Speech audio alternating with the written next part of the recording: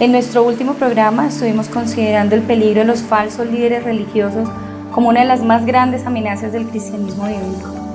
Hoy comenzaremos a ver la importancia de un verdadero liderazgo bíblico. No se pierda su programa La Verdad Presente en la segunda temporada, Características de una Iglesia Bíblica.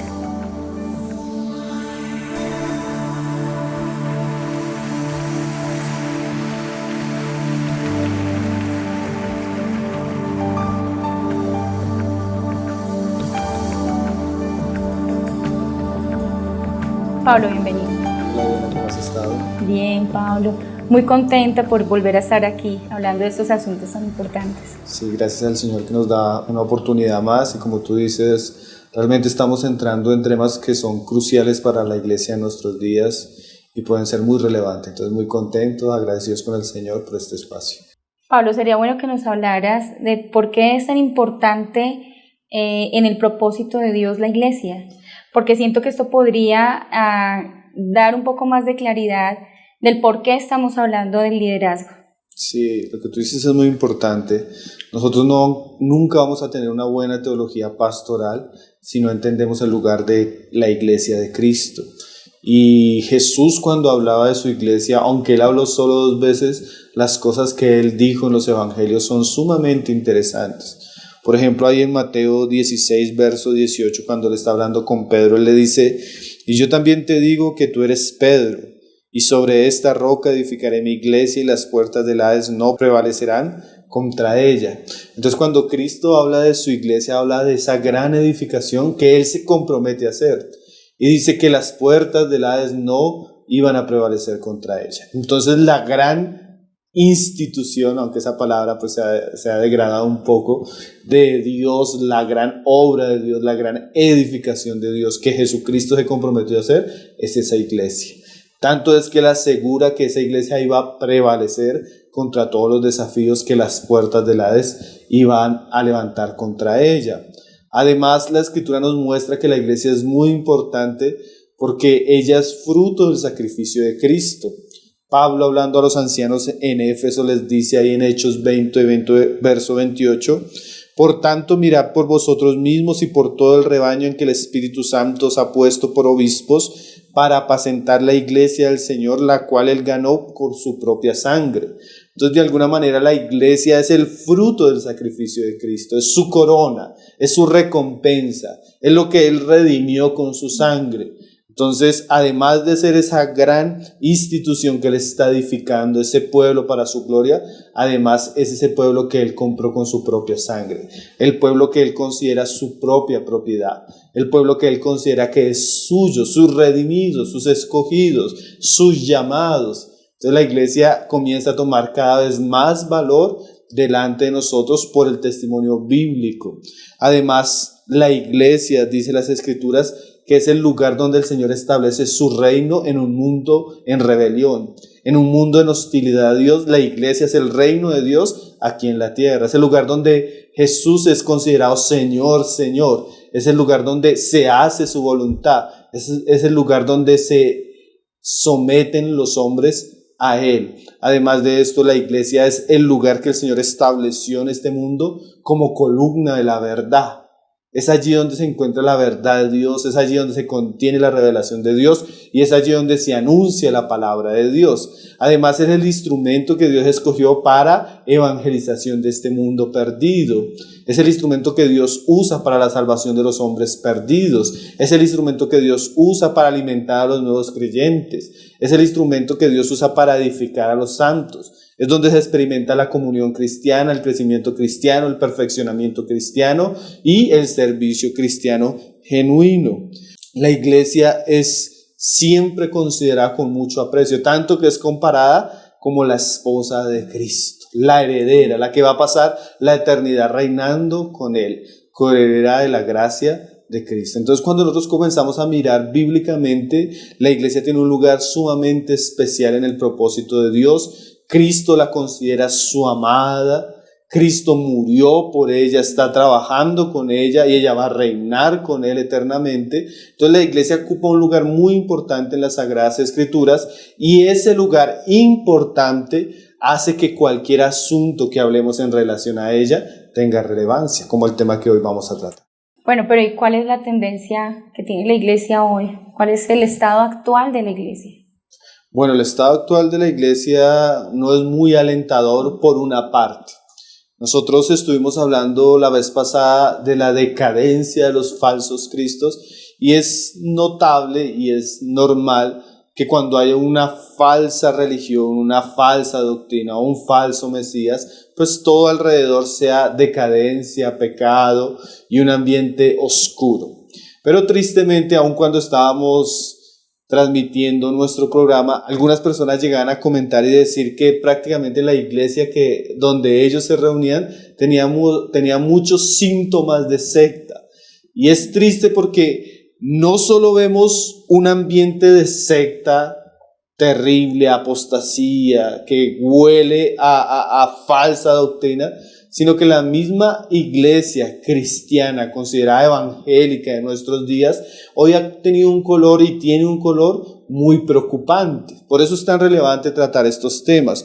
El hermano John Seal en 1992, él hizo un estudio en Estados Unidos donde él llamó a los principales líderes cristianos que él convocó, que eran más o menos 25 hombres, para que ellos le dieran como una especie de consideración en relación a la situación de la iglesia que ellos estaban viendo en la nación de Estados Unidos. Y él en su estudio, él sintetiza 8 aspectos que estos líderes en su conversación mostraban como síntomas negativos de la iglesia. Y yo quiero enumerarlos porque de alguna manera lo que estos hermanos decían es un poco el análisis del estado de la iglesia en nuestros días, y ahora un poco peor porque ya han pasado casi 30 años de que él dijo esto. Él decía que basado en las respuestas de estos hombres emergieron 8 temas dominantes. El primero era que él consideraba, por escuchar a estos hermanos, que la iglesia en nuestros días no tenía una identidad. O sea, los cristianos no sabían qué es ser cristiano, o por qué son cristianos, o para qué son cristianos. ¿Sí? Y eso es un síntoma que es real. Tú a veces le preguntas a un cristiano que por qué él es cristiano, o qué es ser cristiano, y él a veces no sabe responder claramente. Es un cristianismo sin identidad. ¿Sí? Muchas veces desvinculado de su trasfondo histórico, de su trasfondo doctrinal y de su trasfondo bíblico. Otro asunto que estos hombres resaltaban es que había un desencanto con la iglesia institucionalizada de nuestros días. O sea, la mayoría de cristianos no tienen ni siquiera respeto o aprecio a la iglesia que se ve hoy en día. ¿Sí? Y eso es triste. Por eso es que han surgido muchos movimientos. Por ejemplo, en Brasil se llama de los desigrejados. Porque de alguna manera los cristianos ya no quieren congregarse, ya ni siquiera quieren reunirse porque es tal la crisis de la misma iglesia que los cristianos ya no quieren pertenecer a ese tipo de cristianismo que se está viviendo en nuestros días. Además, otro de los grandes problemas que estos hombres decían era que había una crisis en el liderazgo. No habían hombres de Dios, no habían hombres que fueran referentes, no había hombres visibles, respetados como líderes cristianos. Tal es la decadencia de la iglesia en nuestros días que su liderazgo ha sido muy criticado y ha sido puesto en tela de juicio. Y en general la mayoría de estos líderes tenían una sensación de pesimismo hacia el futuro de la iglesia. O sea, de alguna manera ellos pensaban que el asunto no iba a mejorar si seguía de la misma manera. Ahora, otro síntoma que ellos decían que representaba el cristianismo de nuestros días es que era un cristianismo que crecía mucho, pero descendía en impacto. O sea, las cifras de nuevos creyentes cada vez es más grande, pero esa iglesia que crece no está teniendo impacto en el mundo. O sea, las personas no están recibiendo ese reflejo de la luz de Cristo como se veía en otras generaciones. Cuando había un avivamiento, un crecimiento de la iglesia, habían ciudades donde las cárceles, los presos disminuían, los bares cerraban, los lugares de prostitución sellaban. ¿Por qué? Porque el cristianismo tenía un efecto muy impactante en esas ciudades. Hoy en día la iglesia crece, pero no tiene impacto, no tiene un reflejo. No tiene una manifestación en la vida pública. Entonces, ese es un síntoma extraño y un síntoma muy negativo. También otro síntoma muy negativo que ha tenido la iglesia en nuestra generación es que ella ha tenido un alejamiento cultural, en el sentido de que como ella no tiene influencia en los hombres de nuestros días, la cultura cada vez ha desechado más el cristianismo. Es más, nosotros estamos viviendo en una era totalmente post-cristiana. Ya no hay respeto a los valores cristianos, ya no hay respeto a la iglesia cristiana. Al contrario, todo lo que antes era respetado, aún por el mundo que enseñaba la iglesia, hoy es menospreciado, ¿sí? Y esto es otro síntoma que nos muestra un poco la decadencia que está viviendo el cristianismo. Y por otra parte, una de las cosas que se veía y que nosotros hemos venido hablando es el peligro de abandonar las escrituras y adoptar todo tipo de métodos para tener influencia. Eso es otra cosa que se ha visto que ha sido muy perjudicial para la iglesia. Se abandonó las escrituras y se comenzaron a adquirir una cantidad de métodos pragmáticos para volvernos relevantes ante el mundo, pero lastimosamente eso nos ha mostrado que el cristianismo cada vez está más en decadencia. Entonces, sin dar una opinión personal nuestra, aunque concordamos con mucho de lo que dice Joel Sin en su estudio, realmente nosotros podemos pensar que la iglesia en nuestros días se enfrenta a una gran crisis espiritual, una gran decadencia. No es el cristianismo que encontramos en la Biblia. No es el cristianismo de aquellos grandes movimientos históricos que tuvieron gran influencia, como fueron la Reforma, los movimientos puritanos y otros movimientos de restauración de la iglesia que han traído tanta bendición al pueblo de Dios y al mundo y han glorificado el nombre de Dios y de Jesucristo. Entonces realmente, aunque la iglesia ocupa un lugar muy importante en el propósito de Dios, nuestra generación tiene que reconsiderar la iglesia a la luz de la palabra, su propósito, su rol en este mundo y su testimonio como candelero de Dios aquí en la tierra. Sí, verdaderamente el diagnóstico es muy triste. Al ver la iglesia cómo ha venido en una decadencia, es como si la sal se hubiera hecho insípida o como si la luz hubiera sido puesta bajo la mesa. Así es. Vamos a hacer un corto receso. Ustedes por favor no se muevan, sigan escribiendo a nuestro correo electrónico tesoroscristianos@gmail.com o puedes seguirnos en nuestras redes sociales en Instagram o en Facebook o puedes seguir visitando nuestro sitio web tesoroscristianos.net. Na presença de milhares de anjos, Jesus aqui. Bueno, y en toda esta crisis, ¿en dónde encaja el liderazgo de la iglesia? Bueno, cuando la iglesia está en crisis, generalmente el liderazgo está en crisis, porque la iglesia de alguna manera llega a ser el reflejo de los líderes. Nosotros vamos a darnos cuenta hoy que aquellas personas que sirven a la iglesia no son personas neutras, sino ellas traen o bendición o traen mal para la iglesia. Entonces, si nosotros queremos un avivamiento en la iglesia de nuestros días, debemos orar para que haya un avivamiento en aquellos que sirven a la iglesia. Si nosotros queremos que haya un avivamiento en nuestros días, Dios tiene que poner en orden en la vida de los pastores que sirven en nuestros días. Alguien daba el testimonio de la iglesia coreana en el siglo XX, cómo fue una iglesia que creció tanto y fue tan usada por el Señor hasta el día de hoy, pero dice que fue fruto del quebrantamiento de los pastores. Entonces nosotros necesitamos orar para que Dios haga algo en la vida de aquellos que están sirviendo al Señor. D.L. Moody le preguntaron un día que cómo sería el avivamiento en la iglesia. Él decía, para que haya fuego en medio de la iglesia, necesitamos levantar fuego primero en los púlpitos, dando a entender que si nosotros queremos avivar la iglesia, primero los ministros de Dios tienen que ser avivados. Entonces nosotros necesitamos orar fiel y constantemente para que Dios envíe obreros llenos del Espíritu, envíe hombres llenos de la palabra de Dios, use y restaure el altar y la vida de estos hombres de consagración, sean hombres de santidad que puedan ser usados por Dios en medio de esta generación. Y esto es algo que Jesús mismo nos enseñaba, porque a él, al ver la necesidad de las multitudes, Él le dijo a sus apóstoles: rogad al Padre la mies que envíe obreros a la mies, porque la mies a la verdad es mucha, pero los obreros son pocos. Entonces nosotros necesitamos orar porque definitivamente es crucial el ministerio y su influencia en la iglesia. ¿Son aquellos que perfeccionan la iglesia, la preparan, o son aquellos donde la iglesia va a tropezar? Entonces este tema del ministerio pastoral en nuestros días es muy importante. Sí, ¿y cuáles son las principales dificultades que tienen el ministerio pastoral? Bueno, el ministerio pastoral bíblicamente es bueno entender lo que la Biblia usa dos términos para referirse a aquellas personas que sirven en el ministerio. Uno es el término ancianos y el otro término es el término de obispos. Anciano hablando de la madurez espiritual de aquellos que sirven y la palabra obispo en el trabajo que ellos hacen, ellos supervisan la grey.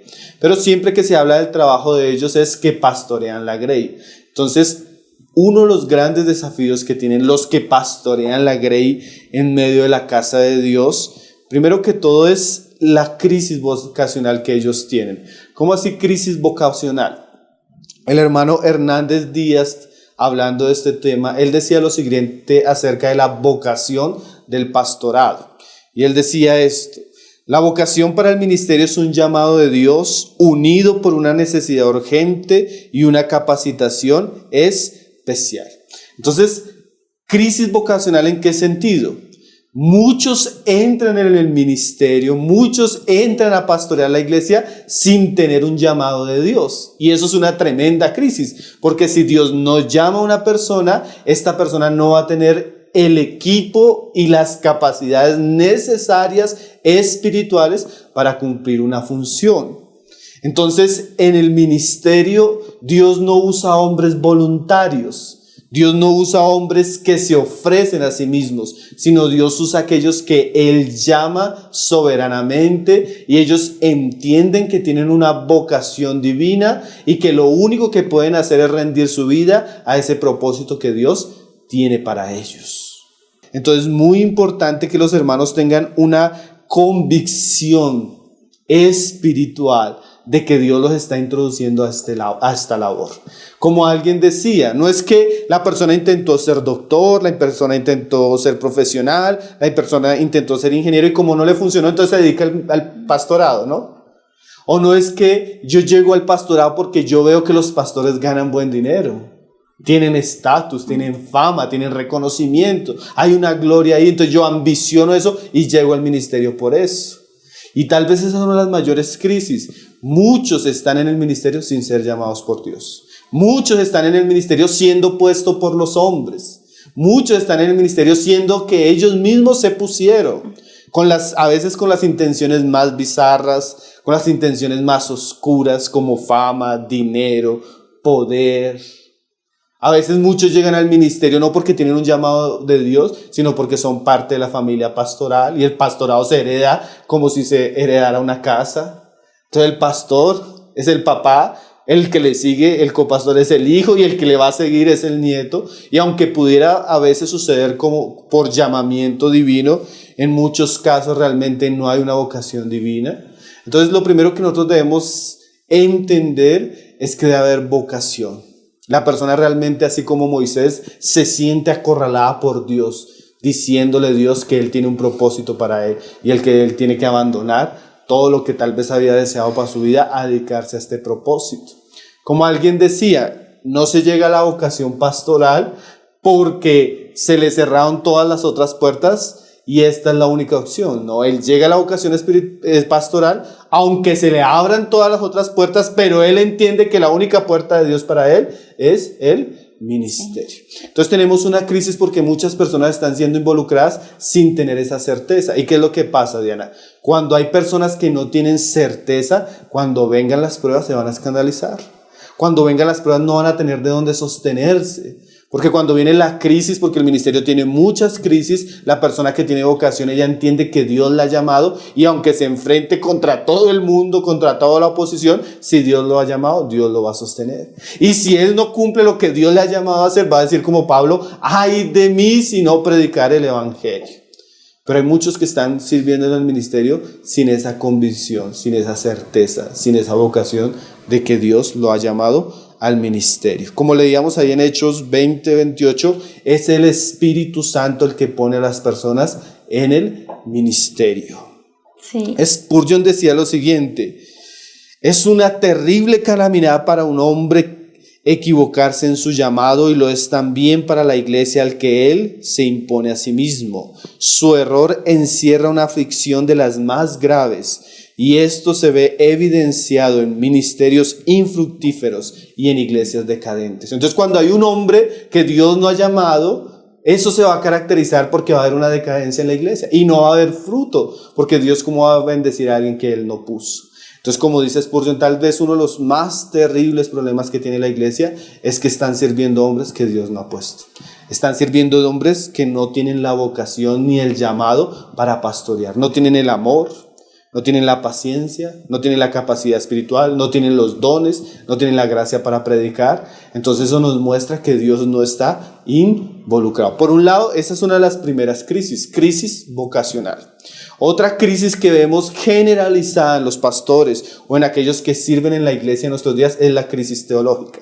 ¿Qué quiere decir la crisis teológica? Como muchos de estos hombres a veces no han sido llamados, o tal vez han sido llamados, pero tal vez en su descuido o en su falta de preparación, muchos de nuestros pastores en nuestros días son ignorantes en cuanto a los aspectos doctrinales. Son ignorantes teológicamente. Ellos no saben cuáles son los dogmas de la iglesia. Ellos no saben cuál es la historia de la iglesia. Ellos no saben cuál es el consejo de Dios. Ellos no conocen a profundidad las escrituras. No son hombres de la palabra. Entonces, cuando uno examina en nuestros días a los pastores, una de las características tristes es que lo que decía Jesús: ciegos, guías de ciegos. No tienen conocimiento, no tienen entendimiento de la palabra. No tienen profundidad en las escrituras. Mira que yo estuve en una ciudad aquí en Colombia predicando, una ciudad que no es una ciudad muy grande, pero tampoco es una ciudad pequeña. Y estaba reunido con unos hermanos y me contaba uno de los hermanos con los que estábamos hablando que él durante muchos años fue a las reuniones de los consejos pastorales de la ciudad. Todos los concilios. Y él conocía a todos los pastores de la ciudad. Uno le hablaba de tal lugar y él los conocía a todos. Y una de las cosas tristes que yo escuché de este hermano es que él me decía lo siguiente, nos decía a las personas que estábamos ahí hablando: hermano, en toda la ciudad yo no podría hablar de un pastor que tenga el ministerio de la palabra. Casi todos predican de sus emociones, casi todos predican de sus visiones.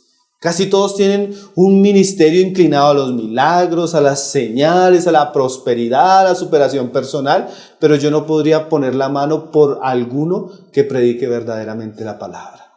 Y eso es terrible, porque imagínate en una ciudad con cuántas iglesias y que no exista un hombre de la palabra. Esa es una crisis terrible. Y eso habla de falta de preparación, habla de diligencia y falta de amor a la palabra. Y tremendo, porque Jesús dijo que si la persona no ama su palabra y guarda sus mandamientos, no puede hablar de que ama verdaderamente a Jesús. Entonces es primero crisis vocacional, ahora crisis teológica.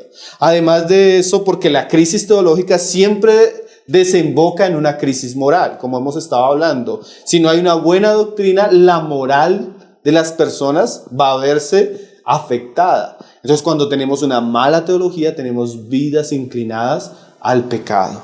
Y eso es terrible. Tal vez, como decía alguien, esto es un terremoto abrasador. Muchos de los que hablan de Dios, muchos de los que denuncian públicamente el pecado, están viviendo una doble vida porque son personas inmorales. Son personas atrapadas en el pecado, son personas atrapadas en una cantidad de circunstancias que destruyen y dañan su testimonio como siervos de Dios. Y la vida del predicador, del ministro, del pastor es su ministerio. Entonces, si tenemos una vida corrupta, nuestro ministerio va a ser totalmente desacreditado. Hay palabras que para nuestros días son un escándalo terrible en cuanto al ministerio. Tenemos palabras como alguien decía: el tridente de Satanás: sexo, poder y fama. Una gran cantidad de noticieros, periódicos y sitios web publican diariamente pastores cayendo en estos pecados, pastores en divorcio, pastores en adulterio, pastores echados por las congregaciones porque desfalcaron a la iglesia, robaron los recursos de la iglesia. Y eso es terrible. O sea que nosotros tenemos una crisis moral en aquellos que deberían ser personas íntegras, en aquellos que representan a Cristo, en aquellos que denuncian públicamente el pecado. Como decía un hermano, muchos Sansones que se presentan en el púlpito, pero que están durmiendo a los pies de Dalila. Y Dalila corta las trenzas de la consagración y muchos quedan en descrédito, en vergüenza, en manos del enemigo, porque sus vidas pecaminosas destruyen el ministerio que Dios les ha concedido. Otra crisis que es muy común en nuestros días, tal vez vamos a entrar más a profundidad en cada uno de estos detalles en los siguientes programas, es la crisis familiar. Además, muchos de aquellos que dicen ser ministros de Dios viven una dualidad en sus casas. Delante de la iglesia son hombres de amor, de autoridad, de paciencia, misericordia, pero en su familia muchas veces sus esposas son abandonadas, muchas veces sus esposas son entregadas a la soledad. Muchas veces ellas sufren viendo a un hombre que tiene un gran ministerio, pero entre su gran ministerio y su vida hay un abismo. Muchos son los hijos de los pastores y de los hombres de Dios que no quisieran ser cristianos por el tipo de hombre que encuentran en su casa y el tipo de hombre que ven en el púlpito. Y eso es una terrible crisis familiar. Uno de los trabajos o de los oficios que más causa divorcio en nuestros días es el ministerio pastoral.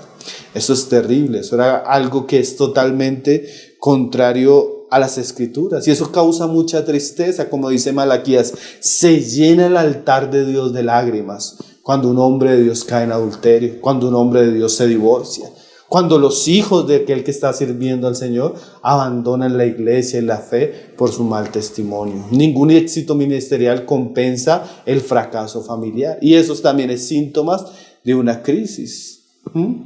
Y por último podríamos decir que hay una crisis de carácter. ¿Crisis de carácter en qué sentido? Lastimosamente hoy nosotros tenemos un ministerio pastoral con el síndrome de Diótrefes. ¿Cuál es el síndrome de Diótrefes? Los pastores se creen hoy los dueños de la iglesia. Los pastores tienen el síntoma de que ellos son los dueños de la casa.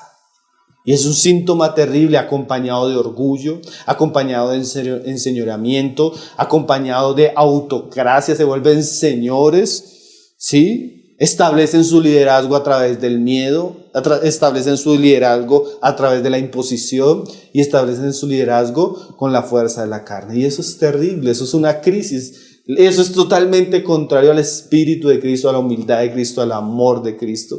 Entonces realmente la crisis pastoral en nuestros días tiene muchos campos que necesitan ser examinados, que necesitan ser reorientados y también en algunos casos denunciados claramente porque Dios no llamó a sus siervos a eso que hemos visto hasta ahora. Sabemos que detrás de cada acto que se hace siempre va a haber una consecuencia, como esto de que lo que tú siembras eso cosechas, pero en este caso, ¿cuál puede ser la consecuencia? Pues de ir como tan contrario a lo que la palabra del Señor nos dice acerca del pastorado. Bueno, la crisis ministerial que estamos viendo tiene unas consecuencias terribles y yo pienso que nosotros no podemos calcular el daño que esto puede causar. Primeramente, Pablo dice ahí en Romanos 2:24, porque está escrito, el nombre de Dios es blasfemado entre los gentiles por causa de vosotros. Entonces, crisis en el ministerio trae crisis a la iglesia. Trae una iglesia infructífera y decadente, como decía Spurgeon, pero además trae escándalos al mundo, ¿sí? Porque cuando un pastor, por ejemplo, cae en pecado, lo primero que va a aparecer en el noticiero es pastor cristiano, ¿sí? O sea, el nombre de Cristo, el nombre de la iglesia de Cristo es pisoteado a través de los muchos escándalos que suceden en el ministerio.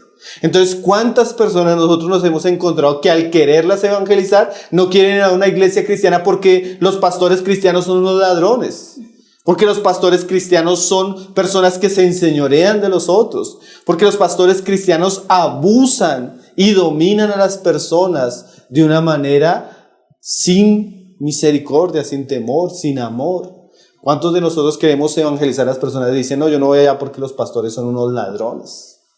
Entonces la crisis ministerial trae un tremendo descrédito al pueblo de Dios, delante del mundo y no solo delante del mundo. ¿Cuántos cristianos que ya no quieren estar en una iglesia, ya no quieren congregarse, ya no quieren reunirse, ya no creen a aquellos que le van a predicar la palabra? ¿Por qué? Porque se encontraron con un liderazgo falso, un liderazgo impío. Y decía Spurgeon que el instrumento más útil de Satanás es un ministro impío. ¿Sí? Satanás no es más diablo cuando él se disfraza de siervo de Dios y cuando causa en la iglesia escándalos. ¿Y sabes qué es lo tremendo, Diana? Que el primer requisito para los ancianos u obispos es que el hombre de Dios debe ser irreprensible. Amén. Imagínate, si ellos son los llamados a hacer buen testimonio y son los que estamos dando mal testimonio, ¿dónde queda el nombre del Señor? ¿Dónde queda el testimonio de la iglesia? Y ese es el efecto afuera, pero el efecto interno tal vez podría ser peor. ¿Por qué? Como te decía, de alguna manera la iglesia es el reflejo de sus líderes. ¿Por qué? La Biblia dice así: los discípulos nunca van a ser mayores que su maestro. Basta al discípulo llegar a ser como su maestro. Entonces, de alguna manera, eso que nosotros vemos en el pastorado se va a ver reflejado en la iglesia. Entonces, si tenemos líderes santos, vamos a tener personas que tienen referentes para caminar en pos de la santidad.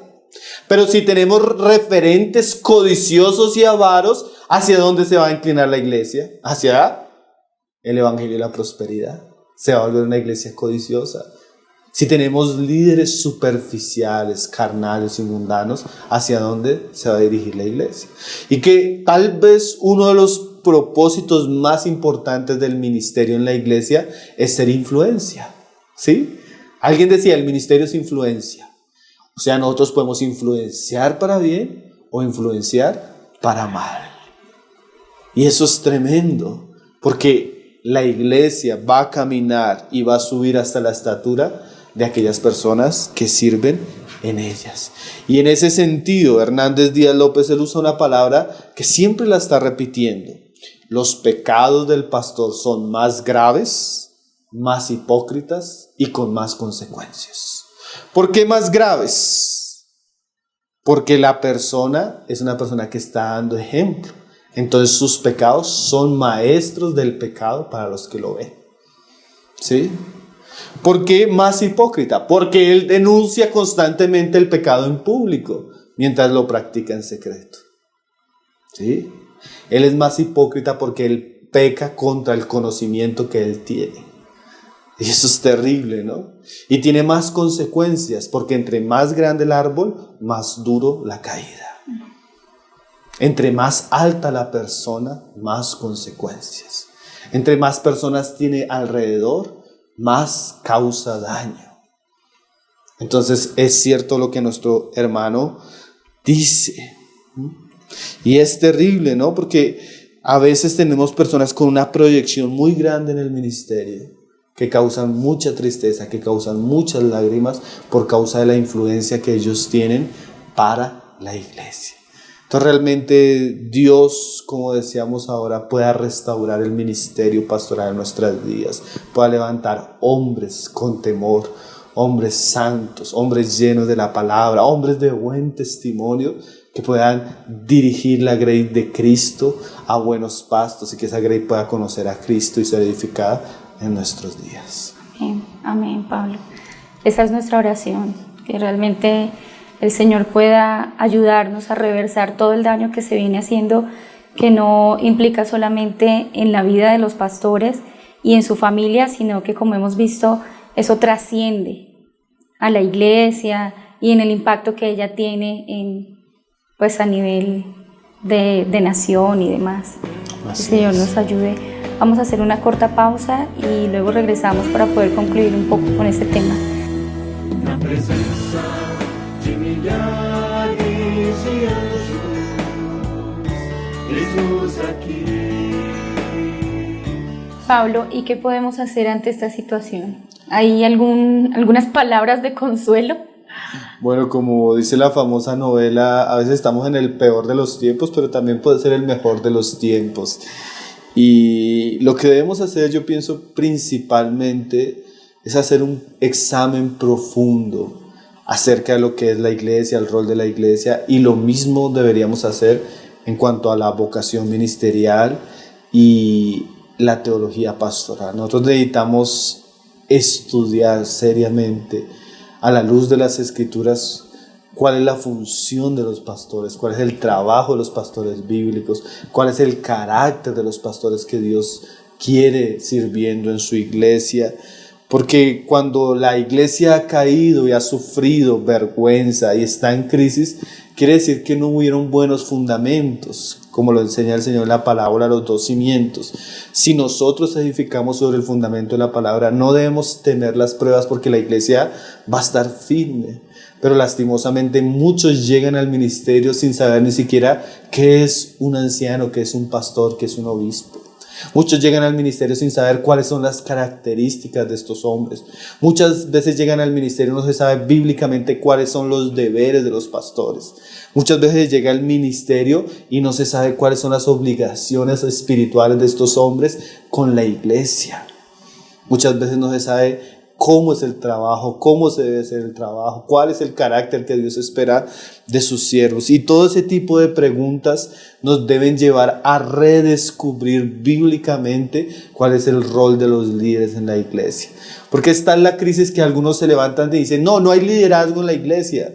Pero sí, dice Pablo, que fue el Espíritu Santo el que estableció obispos, el que puso a personas a pastorear, el que las brindó de autoridad para servir a la grey. Entonces sí existe ese rol, sí existe ese oficio. Y si nosotros queremos que Dios haga algo en medio de nosotros, necesitamos volver a las Escrituras, porque ese es alejarnos de las Escrituras lo que generalmente ha producido iglesias más conforme a los modelos del mundo que el conforme a los modelos bíblicos. Iglesias que crecen según el estándar del mundo, pero según el estándar bíblico están en un estado de apostasía. Entonces necesitamos volver a las Escrituras, seriamente considerar a la luz de las Escrituras qué está pasando en la iglesia y por qué está pasando. Por eso es tan interesante, tan importante y va a ser tan edificante para nosotros poder enfocar ahora nuestra temporada primeramente en el liderazgo de la iglesia. Y es que es tan importante, Diana, porque tú vas a notar que Jesús, antes de edificar su iglesia, Él preparó a los apóstoles para que en el momento que la iglesia pudiera surgir, hubieran columnas que pudieran sostener esa edificación. Y a veces nosotros queremos tener iglesias firmes, pero no tenemos columnas.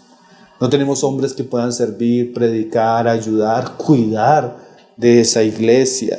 Y eso hace que la iglesia en su edificación sea muy débil, muy inestable y que sufra muchas crisis por causa de que no hay hombres que puedan pastorearla bíblicamente. Entonces necesitamos examinar el cristianismo de nuestros días a la luz de las Escrituras y el ministerio pastoral como una de las grandes necesidades que tiene nuestra generación. La iglesia debe ser edificada a la manera de Cristo. Y eso solo lo vamos a encontrar en la palabra de Dios. Entonces el panorama triste hace que nosotros volvamos a la luz. Y como decía el salmista, en la luz de Dios podamos ver la luz verdadera y podamos reconsiderar todas las cosas que están mal, denunciarlas y volver al diseño bíblico. Tú eres parte del presbiterio de una iglesia local y llevas varios tiempo pastoreando una iglesia. ¿Cuál es tu opinión acerca del ministerio? Bueno, yo creo que me pondría en la línea de lo que dijo Spurgeon. Yo pienso que no existe un mayor privilegio que Dios le pueda dar a un hombre que pastorear su iglesia.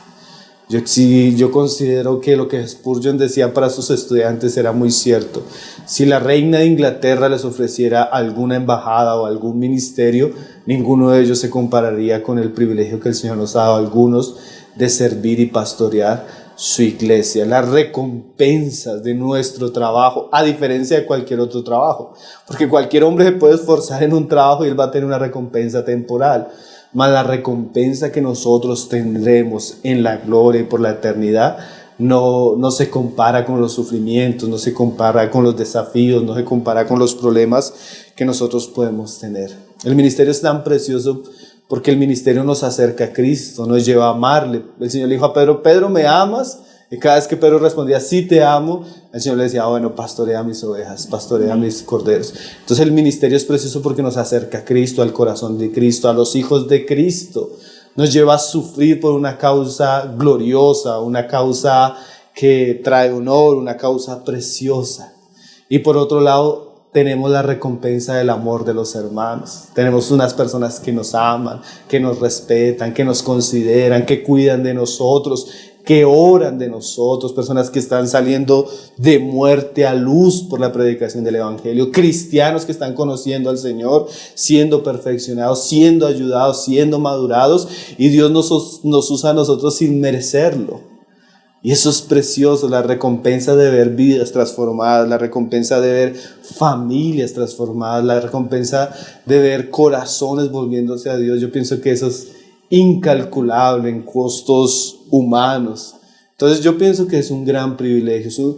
Yo creería que todo buen cristiano, como dice Pablo, debería desear el obispado. Todo buen cristiano debería desear servirle al Señor, debería desear cuidar la iglesia del Señor, debería desear servir al pueblo de Dios. Como decía Sugel Michelin, si un buen cristiano no está en el pastorado, no es porque él no quiera, sino es porque tal vez Dios no lo ha llamado, como decíamos ahora, un asunto de vocación. Pero todo cristiano debería desear esto. Esto tal vez es uno de los mejores y más grandes privilegios que el Señor le da a sus hijos. Pero también, así como es un gran privilegio, es una gran responsabilidad. Y como gran responsabilidad, nosotros debemos hacerlo de la manera más honrosa, de la manera más fiel, de la manera más diligente. Dios nos va a pedir a nosotros cuentas por las almas que Él puso a nuestro alrededor. Y nosotros debemos mantener una vida de oración, una vida en la palabra, para poder ayudarles a ellos de la manera que Dios nos ha encomendado. Ahora, yo recordaba el testimonio de un anciano en estos días, cuya iglesia donde el hermano sirve y pastorea, es una iglesia que Dios ha bendecido mucho y ha fructificado. Y él decía que él estaba convencido de que la bendición de Dios sobre esta iglesia recaía en que ellos por muchos años se habían preocupado por el liderazgo de la iglesia y habían trabajado fielmente para que ese liderazgo fuera conforme a las Escrituras y cumpliera su ministerio según las Escrituras. Entonces, ese tipo de ejemplos nos llenan de esperanza, que si nosotros hacemos las cosas fielmente, de la manera que el Señor lo ha dicho y lo ha dejado en la palabra, vamos a poder traer gran bendición a las iglesias que servimos y, ¿por qué no, a otras iglesias que están alrededor nuestro? Entonces, yo considero el ministerio del pastorado un gran privilegio que no merecíamos. Nosotros no éramos dignos de que el Señor nos usara para predicar su palabra, nos usara para cuidar a otros, aconsejarles, visitarles, discipularles. Eso ha sido algo que no merecíamos, pero también eso es una gran responsabilidad sobre la cual el Señor nos va a dar cuentas. Dios nos conceda ser buenos pastores, obreros fieles, que no tengamos de qué avergonzarnos en estos días, en el día del juicio, sino que podamos traer bendición, luz, gracia de Cristo para su iglesia. Qué lindo, qué bonito después de hablar de todas las cosas terribles de lo que pasa en el ministerio, poder entender también esta parte, ¿no? Que cuando estamos en el centro, la voluntad del Señor, el mismo Señor es quien prospera todas las cosas y es muy reconfortante. Yo creo que para todos los hermanos que tienen ese llamado, estas palabras le van a llenar de alegría y de gozo y de fuerza su corazón para poderse encaminar con fuerza, con fortaleza, con decisión en este llamamiento que el Señor les haya hecho. Amén. Y ese es nuestro deseo. No queremos atemorizar a nadie. Sí. Aunque la crisis es real, no podemos desconocerla. También siempre Dios, en medio de un ambiente hostil, Él tiene un remanente de hombres fieles, de hombres que aman su causa, que buscan la gloria de Él y que están sirviendo fielmente al Señor. Entonces, animarles a aquellos que han sido llamados a este trabajo, para que lo puedan hacer fielmente, que nos acompañen, porque los programas que vamos a tratar de ahora en adelante van a estar enfocados por un tiempo en este tema que yo creo que va a ser de gran bendición para las iglesias y para aquellos que están sirviendo en medio de ellas. Amén, amén, Pablo. Bueno, ¿y el recomendado? ¿Traes algún recomendado para hoy? Bueno, hoy vamos a recomendar 2 libros. Uno se llama De Pastores a Pastores, de Miguel Núñez, publicado por la editorial VIH, que es un libro precioso. Yo pienso que, aunque nosotros no concordamos con toda la teología de nuestro hermano Miguel, realmente lo que él habla para los pastores es una palabra de un hombre de mucha experiencia, un hombre que Dios ha bendecido en un ministerio, un hombre que retrata bíblicamente lo que debería ser el servicio de los pastores según las Escrituras. Y por otro muy parecido, el título se llama De Pastor a Pastor, del hermano Hernández Díaz López, publicado en español por la editorial CLIE. Definitivamente el hermano Hernández Díaz López ha sido un hombre que Dios ha levantado en Brasil y él ha visitado todas, yo pienso que es el hombre que Dios le ha abierto más puertas en todas las iglesias de Brasil, de todos los contextos, de todas las tradiciones, él ha ido desde de lo más pentecostal a lo más reformado, iglesias, bueno, de todos los colores, y la experiencia que este hermano tiene y el ministerio que él tiene en la palabra es muy útil y muy rico. Entonces, recomendar estos 2 libros que yo sé que van a ser de mucha bendición, como lo fueron para mí en alguna parte de mi camino y lo siguen siendo para los hermanos que están introduciéndose en el ministerio. Amén, esperamos que estos libros sean de gran bendición para nuestros hermanos. Y bueno, quiero agradecerte por estar aquí con nosotros. Bueno, gracias al Señor por este tiempo, por todas las personas que están detrás de este programa, por todo lo que el Señor ha hecho hasta el día de hoy y por lo que va a seguir haciendo. Creemos que esta es una gran plataforma, una gran ventana para que podamos hablar la verdad de Dios. Entonces también agradecerte a ti, Diana. Amén. Gracias al Señor. Y a ustedes también queremos agradecerlos por estar con nosotros en sintonía. No olvides seguir escribiendo a nuestro correo electrónico tesoroscristianos@gmail.com, seguirnos en redes sociales y seguirnos en nuestro sitio web tesoroscristianos.net. Muchas gracias. Dios les bendiga.